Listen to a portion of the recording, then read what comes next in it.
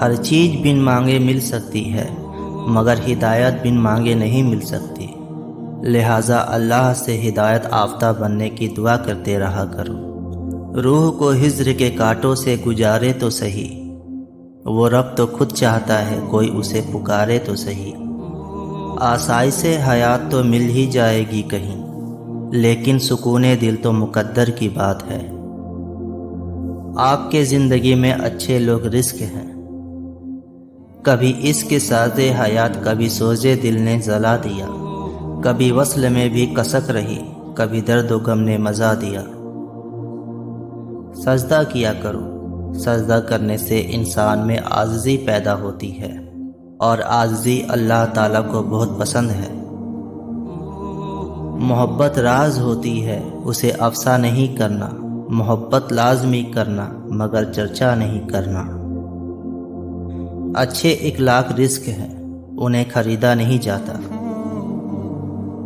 سب سے بڑا خسارہ تو یہ ہے کہ ہم گزر رہے ہیں اور گزر جائیں گے۔ اس شخص تک پہنچنے کی کوشش مت کرو جو تمہیں ملنا نہیں چاہتا۔ آپ کی غلطیوں کا شکار کرنے والا انسان آپ کی خوبصورتی کبھی نہیں دیکھ پائے گا۔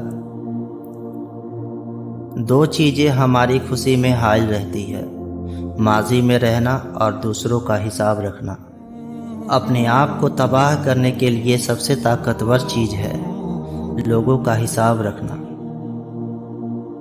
غرور کی سب سے غلط بات یہی ہے کہ وہ کبھی احساس ہونے ہی نہیں دیتی کہ ہم غلط ہیں۔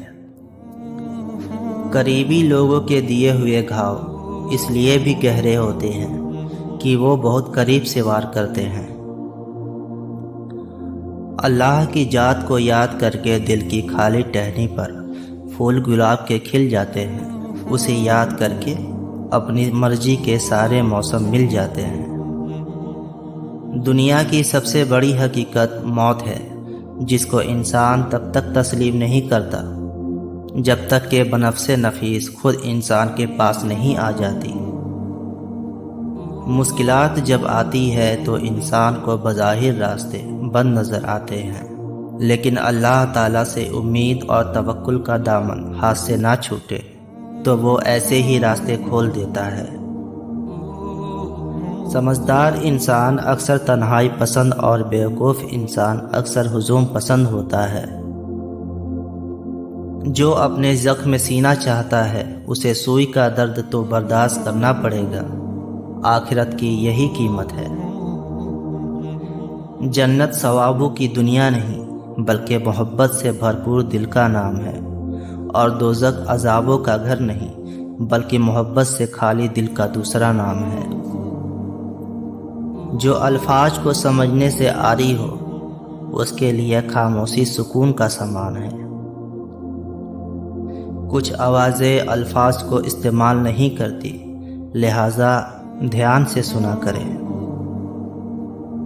جو انسان آپ کو تب قبول کرے جب آپ بجھ رہے ہو، وہ انسان تمام محبتوں کا حقدار ہے۔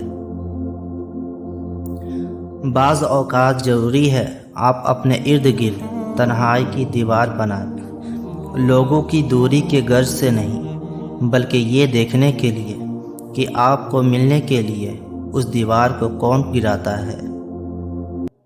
جب کسی کی مصیبت آپ کی مصیبت نہ ہو تو صبر کی تلقین کرنا کتنا آسان ہوتا ہے۔